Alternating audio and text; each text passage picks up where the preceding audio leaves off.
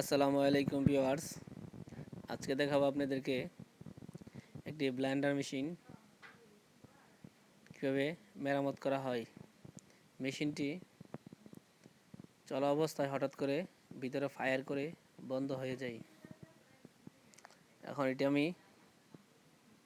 খুলে কি সমস্যা আপনাদেরকে দেখাবো আর এটার সমস্যা সমাধান করব। সো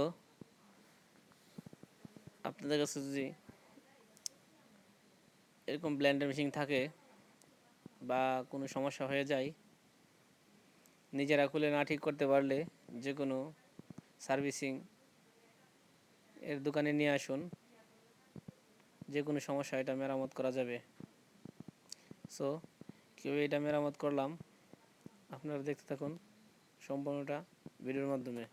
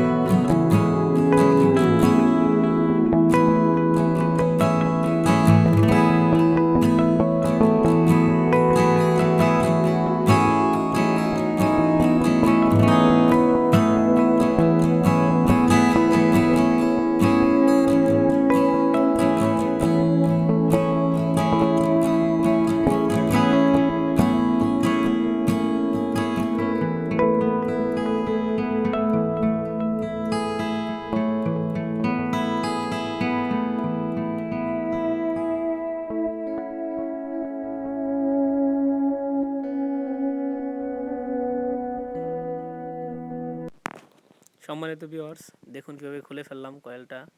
এখন খুলে দেখি যে আর্মেচার কয়েলের যে কার্বনের সাইড বডিটা আছে, এই বডিটা কীভাবে ভেঙে গেছে, পুরে কয়েলটাও কেটে গেছে। স্টার্টিং কয়েলের যে আর্মেচার রোটরটা আছে এটা পুরোটা পাল্টায় ফেলতে হবে।